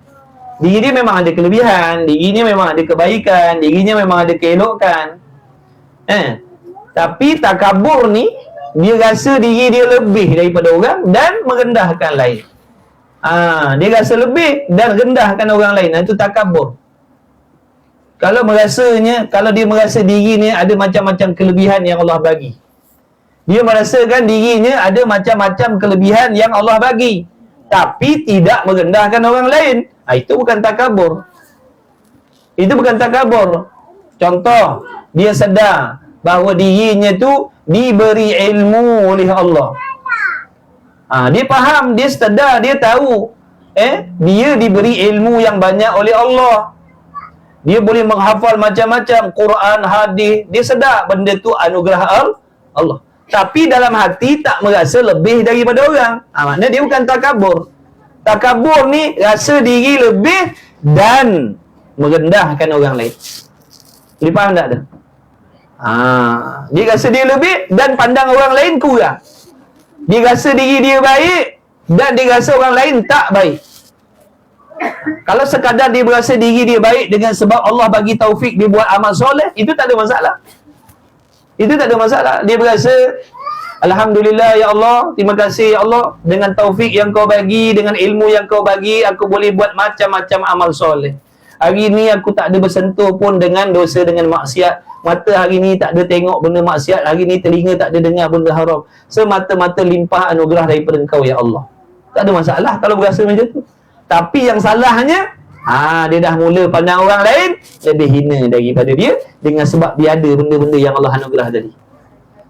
Situ takabur. Kalau merasakan dia tu boleh buat amal soleh dengan sebab Tuhan tolong, itu tak ada masalah. Yang masalahnya ni, aku lebih hebat daripada orang lain, sebab tu aku banyak dapat pertolongan Tuhan. Orang lain sebab apa? Sebab tak dapat pertolongan Tuhan. Tu yang salah. Itu yang salah. Keadaan suatu pada dirinya mulia lagi, sempurna lagi, terkaya, maka yang pertama lebih tinggi daripada yang kedua kerana ia takabur tadi. Kesudahan bagi yang kedua. Mula-mula dia memandang diri ni hebat. Mula-mula dia nampak macam-macam kelebihan daripada diri dia. Itu yang pertama. Tapi lama kelamaan dia akan boleh berjangkit jadi jadi merendahkan orang. Sebab tu bila kita dapat nikmat yang baik-baik, kena ingat itu semua anugerah Allah. Bila kita boleh semayang, boleh mengaji, boleh puasa, boleh jaga aurat, boleh jaga maruah, ingat itu semua Tuhan tolong. Mustahil kita boleh semayang, tinggalkan arak, tinggalkan judi, tinggalkan zina, dedah aurat, tinggalkan makna tak belajar. Kita boleh belajar, boleh mengaji pagi, petang, siang, malam. Ingat itu semata-mata anugerah pertolongan hadiah daripada Allah. Semata-mata Allah tolong. Macam sekarang ni kita boleh duduk dalam majlis ilmu ni, semata-mata belas kasihan Allah saja. Tolong kita, bagi taufik. Mustahil kita boleh duduk dalam majlis ilmu sekarang ni kalau bukan Tuhan kehendak. Kena ingat tu. Kena ingat macam tu, barulah insya-Allah boleh selamat daripada yang pertama tadi. Kalau kita terlupa apa yang ada pada kita, segala kebaikan ni, lupakan Allah yang memberi, kita merasakan ini adalah hasil usaha kita, datang daripada diri kita sendiri, bukan daripada Tuhan yang memberi pinjam. Sinilah nanti akan timbul penyakit takabur, merasa diri lebih hebat daripada orang lain. Tapi selagi hamba tu tadi sedar apa sahaja kelebihan yang ada pada diri dia itu semata-mata daripada Allah, yang Allah boleh bagi bila-bila masa dan Allah boleh ambil balik bila-bila masa. Dia takut nikmat yang ada pada diri dia ni diambil balik oleh Allah. Dia sedar dia boleh semayang, boleh mengaji, ni semata-mata taufik Allah. Allah boleh ambil balik, boleh jadikan kita ni orang jahat, boleh jadikan kita ni ahli maksiat, yang leka, yang lupa lalai, boleh jahat, lebih jahat daripada orang lain lagi. Kalau diingat macam tu, insya-Allah takkan ada takabur dalam hati dia. Insya-Allah takkan ada takabur dalam hati dia.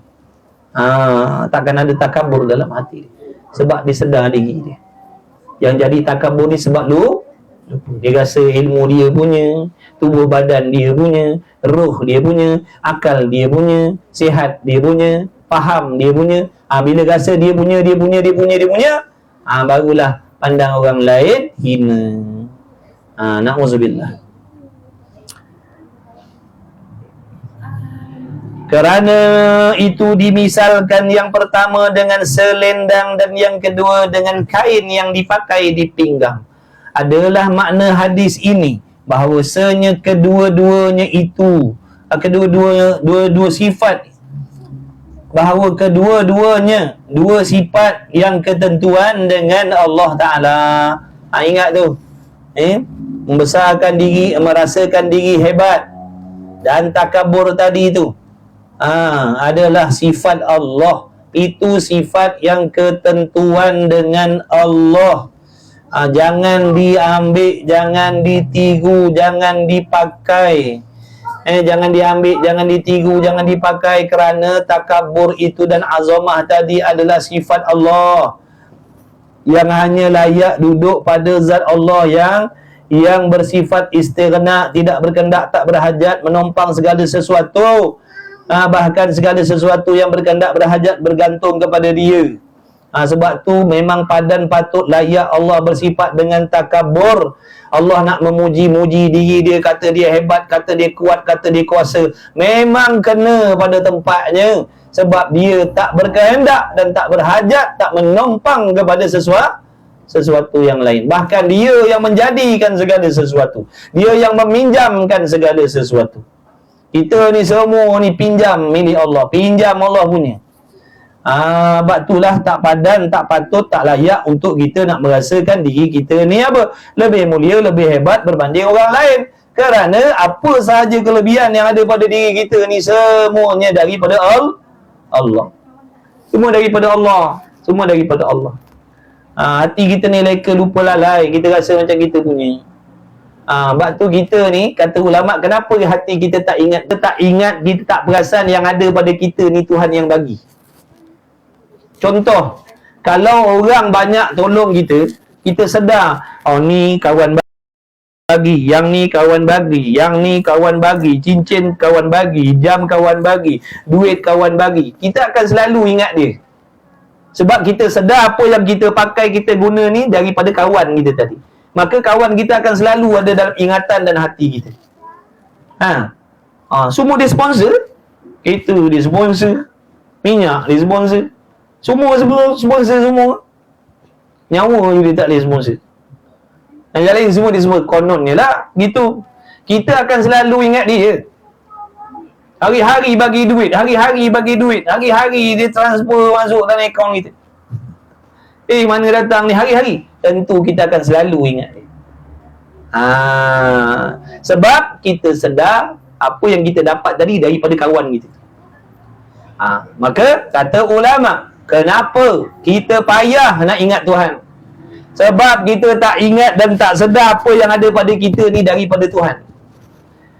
Kita tak sedar, tak sedar, tak ingat, tak perasan yang apa yang kita miliki ni, akal, nyawa, penglihatan, pendengaran, perkataan, sihat, gerak, diam ni, semuanya Allah yang bagi. Kita tak ingat. Sebab itulah kita melupakan Tuhan.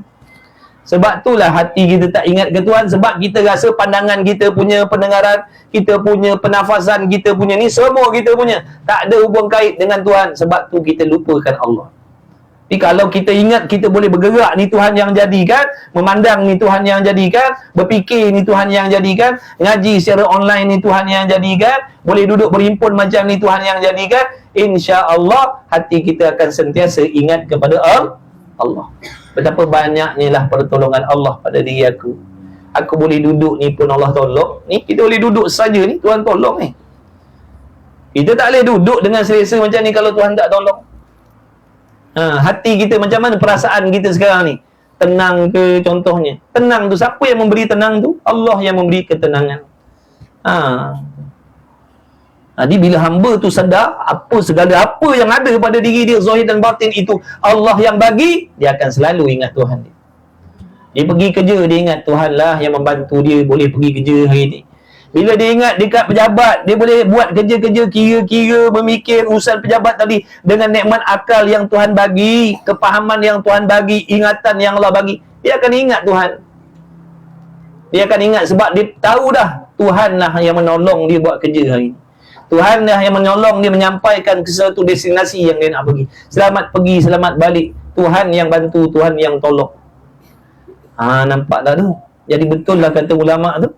Hati kita ni tak ingat, tak sayang kepada Allah. Hati tak sayang kepada Allah sebab kita tak ingat apa yang kita ada ni daripada Allah. Tak sama macam kawan tadi. Bila kita ingat benda ni kawan bagi, kita kawan bagi, untuk kawan bagi, kita akan rasa sayang dengan kawan. Kita akan rasa sayang dengan kawan.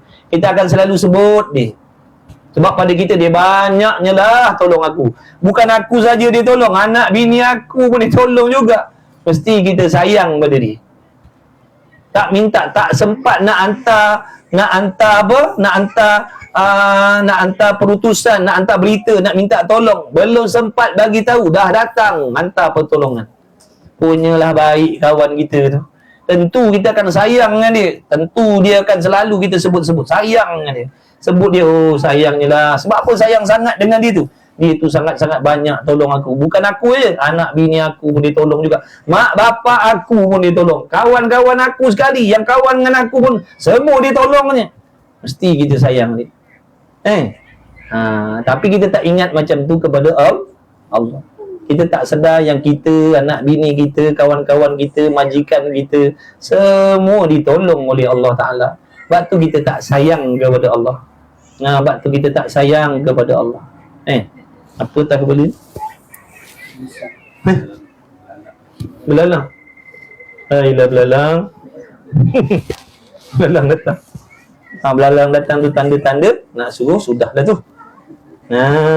Tanda-tanda sudah dah tu belalang. Kejap lagi belalang.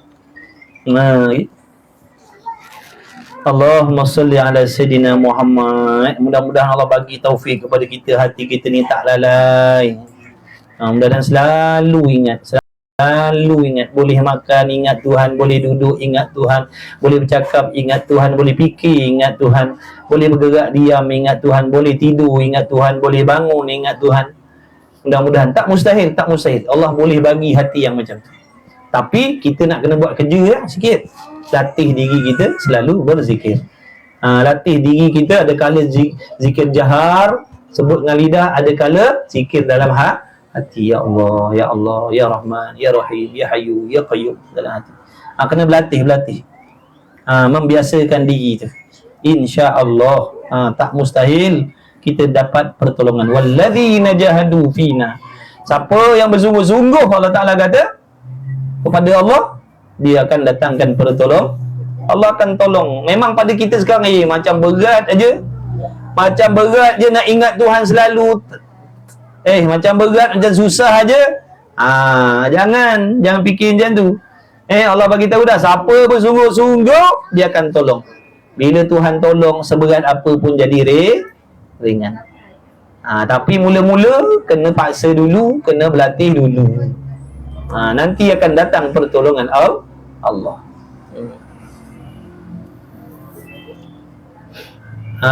Okey. Dah nak habis dah. Maka barang siapa membesarkan dirinya,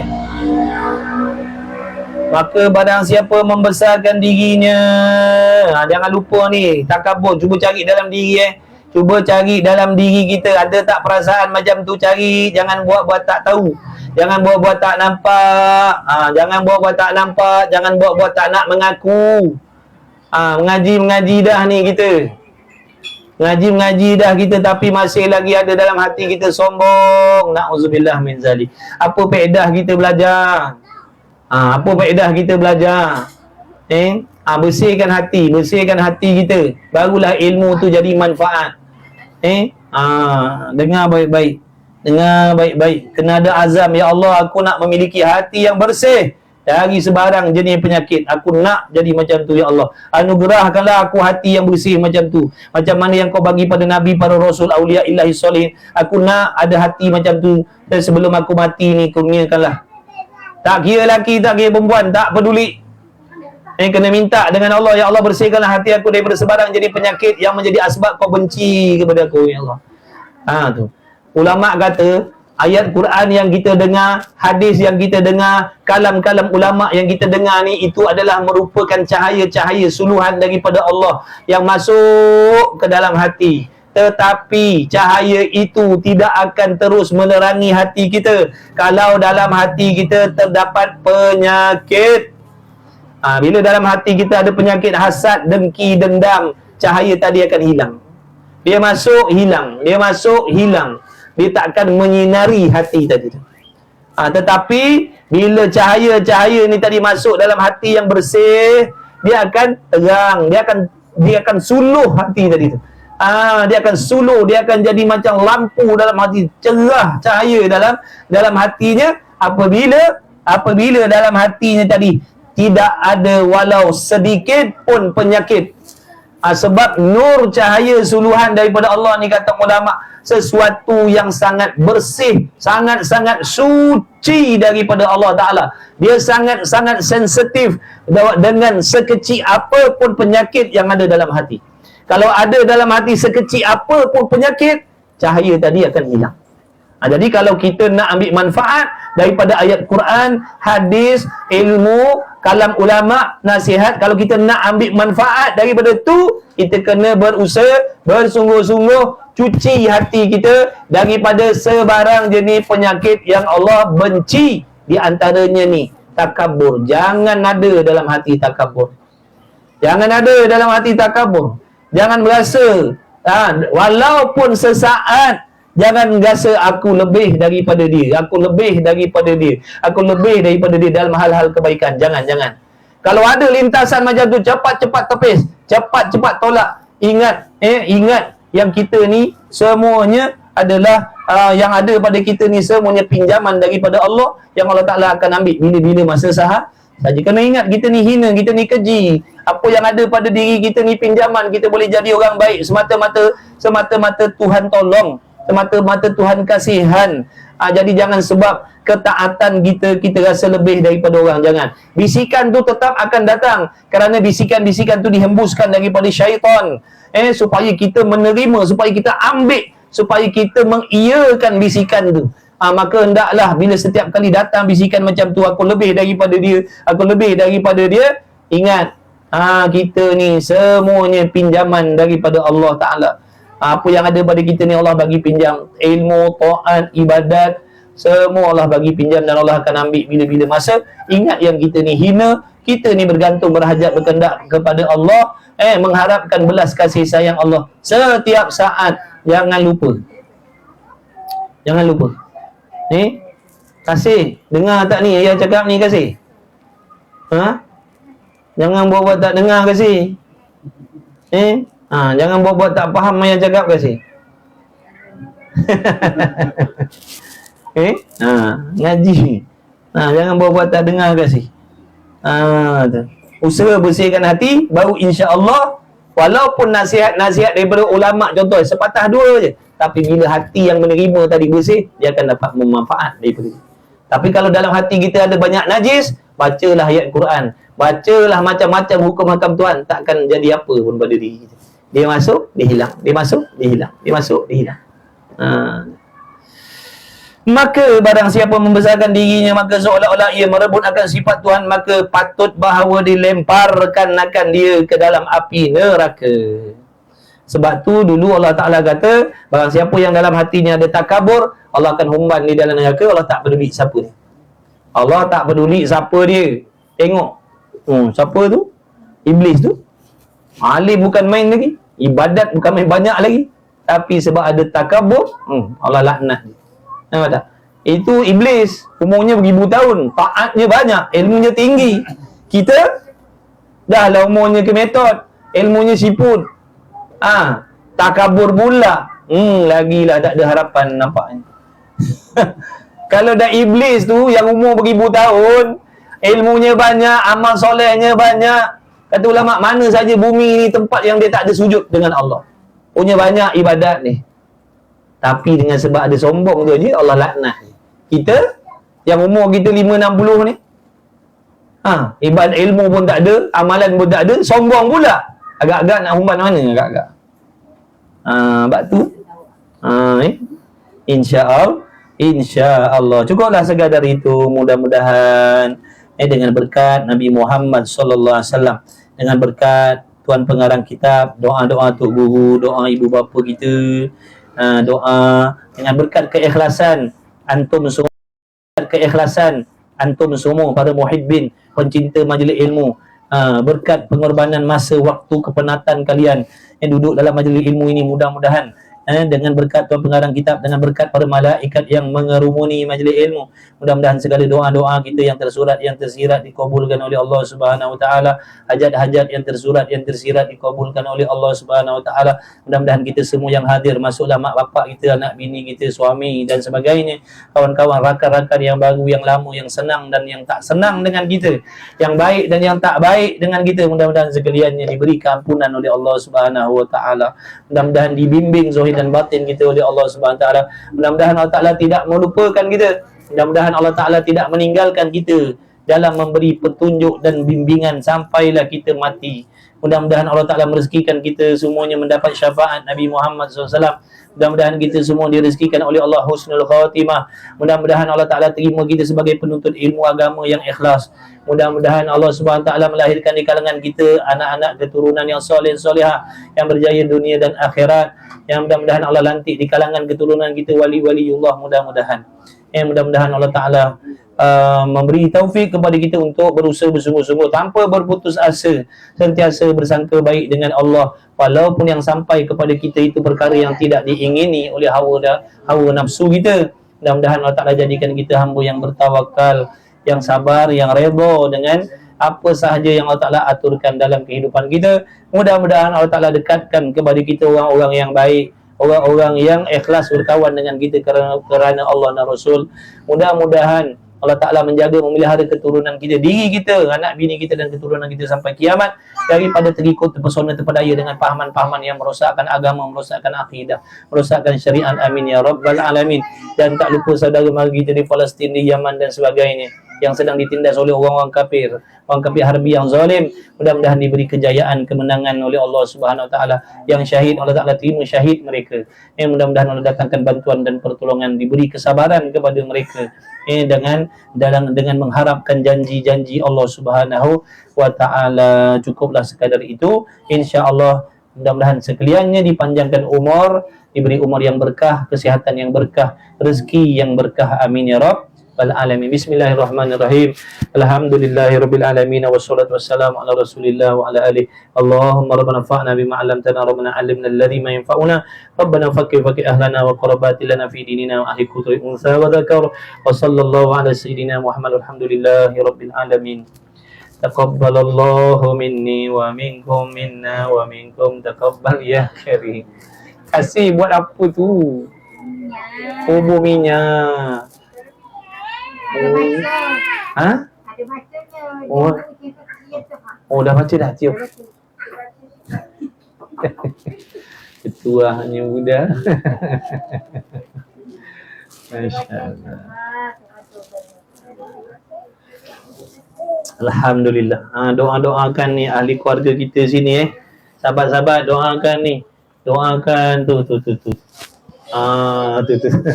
Doakan semuanya sihat afiat, doakan kami. Ni gaji ni kawan-kawan ngaji alhamdulillah istiqamah dia orang. Bagus ngaji, kelas subuh ngaji, kelas zuhur ngaji, kelas maghrib ngaji, kelas isyak ngaji dia orang. Bagus dia orang rajin. Alhamdulillah. Jadi kita minta doa sahabat-sahabat ni, kita ni rajin ngaji walaupun secara online. Rajin dia orang belajar pilihan-pilihan Allah. Syukur alhamdulillah. Allahu Akbar.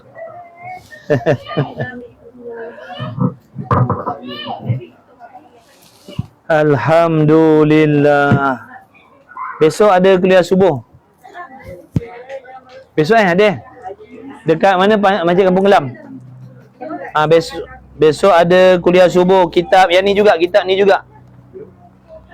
Besok kuliah subuh, doakan saya diberi taufik. Tak pengsan macam pagi tadi. Pagi tadi saya pengsan. Cuti. Soda dah ambil. Awal pukul 5. Salah. Alah. Malam tu kelas Kek Kajang. Balik Kajang sampai rumah Kek boleh. Betul lah. Lepas tu nya budaknya. Ni bukan roti tidur copek ni. Matu yang siapa boleh. Bangun. Saya dah bangun dah pukul 5. Dah bangun dah pukul 5 tapi tak larat. Badan letih sangat. Minta maaf lah. Memang pakaian dah siap dah. Dah siapkan dah pakaian. Papai kakak. Papai lah. Tak nak? Papai lah. Malu. Itulah. InsyaAllah. Siapa ni anak? Ni anak dia. Ni kasih semaya namanya. Papai lah. Tak nak?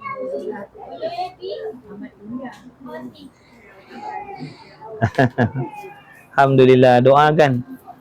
Dah, dia dah lari lah. Dia dah lari. InsyaAllah. Alhamdulillah. Okey, selamat berehat semuanya. InsyaAllah selamat berehat. Terima kasih. Lauk apa? Tak boleh bagi tahu. Bihun kuih tiaw sop. Bihun kuih tiaw sop. Minum ada ni. Bihun? Bihun kuih tiaw sop. Ni abang, kat tu. Bihun kuih tiaw sop. Siapa dekat-dekat sini boleh join lah. Siapa nak join kuliah dekat sini boleh datang. Minggu berapa? Minggu kedua dan keempat boleh join kuliah keluarga di sini. Kalau kalian koko datang Melaka ke kebetulan hari Sabtu Ahad ada kat Melaka boleh roger. Siapa datang Melaka kebetulan koko bermalam ke kat Melaka kan? Bermalam kat Melaka, boleh bagi tahu, boleh join kuliah keluarga Sabtu malam Ahad. Melaka lah, mana lagi? InsyaAllah. Melaka kan ni tahun melawat Melaka. Kok kalian ada datang Melaka, mari-mari DM saya, insyaAllah boleh join, boleh kenal-kenal keluarga, tak ada masalah. Eratkan ukhuwah silaturahim. InsyaAllah. Kami sentiasa menerima kehadiran kalian. Kuliah keluarga Sabtu malam Ahad setiap minggu. Kalau kalian ada kat Melaka kebetulan Sabtu malam minggu nak join kuliah keluarga, boleh roger. Boleh roger, nanti saya send lokasi. Masya Allah. Hai, ni apa barang ni? Ni apa barang ni geng? Masya Allah. Ni apa barang ni? Masya Allah. Liu dia bang. Liu dia bang. Masya Allah. Masya Allah. Ini apa barang ni?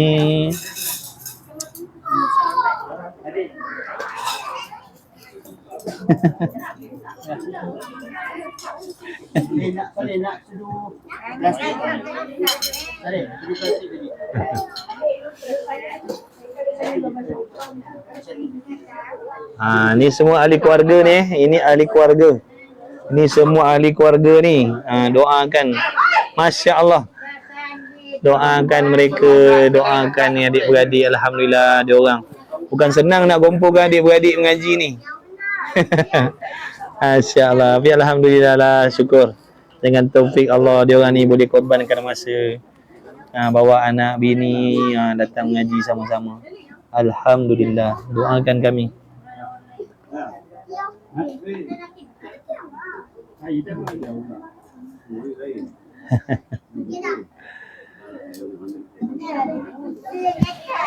Alhamdulillah.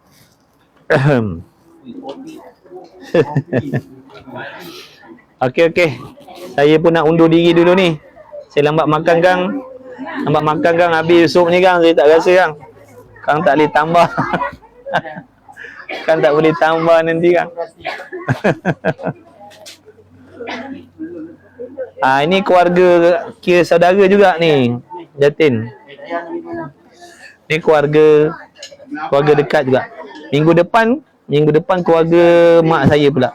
Minggu depan keluarga mak saya. Ni keluarga ocu saya. Minggu depan keluarga mak saya. Memang setiap minggu ada kuliah. Alhamdulillah.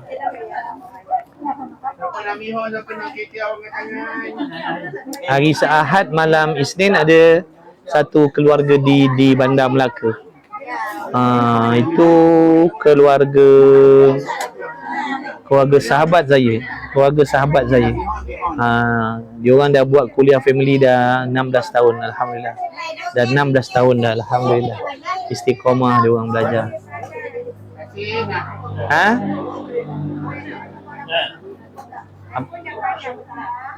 Padam? Dah padam? Bateri habis?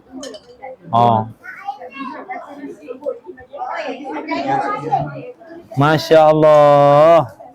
Longgarkan kain sikit. Asal tak tahu, tak bagi tahu special tahu tadi kita baca sebuah kitab je. InsyaAllah. Masih semua. Yang baru join.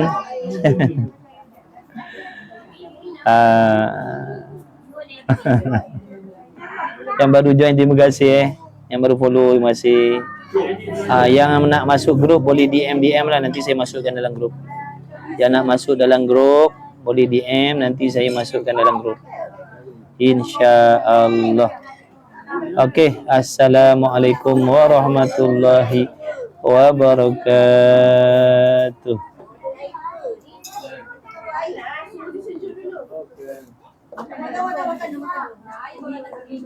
Kasih, makan kasih.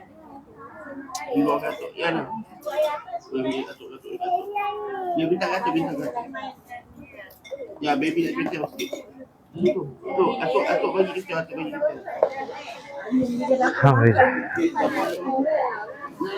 Enak, satu dulu. Amin ya Rabb. Amin ya Rabb.